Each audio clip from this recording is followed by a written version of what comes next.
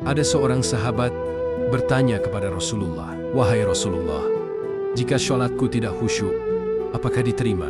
Dan jawaban Rasulullah pun membuat seluruh sahabat menangis. Pada suatu hari di dalam majlis Rasulullah, seorang sahabat duduk dengan wajah penuh kegelisahan. Matanya menunduk, jemarinya saling menggenggam, seolah ada sesuatu yang berat dalam hatinya. Ia menghela napas, lalu dengan suara lirih berkata, "Wahai Rasulullah, aku ingin bertanya, tetapi aku takut. Mungkin pertanyaanku ini akan membuatku semakin malu di hadapan Allah." Rasulullah tersenyum lembut tatapan. Beliau pun penuh dengan kasih sayang. "Katakanlah, wahai saudaraku, tak ada pertanyaan yang membuat seseorang hina.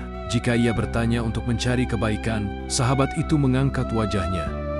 Perlahan, wajahnya mulai berkaca-kaca, lalu berkata, "Wahai Rasulullah, aku merasa salatku sering tidak khusyuk. Kadang aku mengingat urusan dunia. Kadang pikiranku melayang entah kemana. Aku takut syalatku tidak diterima oleh Allah. Apakah dengan syalat seperti itu, aku tetap mendapatkan pahala?" Seketika suasana menjadi hening. Para sahabat yang lain menunduk merasakan kegundahan yang sama. Mereka tahu betapa beratnya pertanyaan itu, namun yang terjadi setelahnya benar-benar tak terduga. Rasulullah tidak segera menjawab.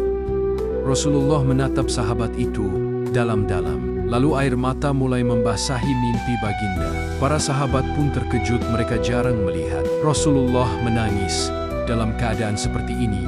Dengan suara bergetar, Rasulullah berkata, "Demi zat yang jiwaku berada di tangannya, sungguh setan tidak akan pernah berhenti berusaha mencuri bagian dari salat seorang hamba hingga ia menjadi malas dan tidak khusyuk. Tetapi ketahuilah, Allah tetap melihat usahamu." Baginda menarik nafas dalam, lalu melanjutkan, "Wahai saudaraku, jika engkau meninggalkan syalat hanya karena takut tidak khusyuk, maka setan akan menang.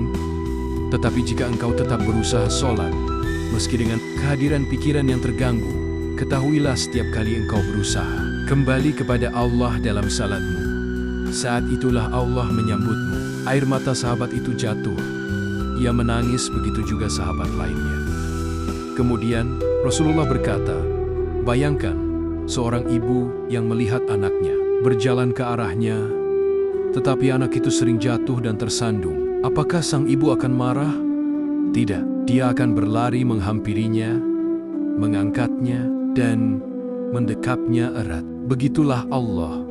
Dia lebih penyayang dari seorang ibu kepada anak. Selama engkau kembali kepada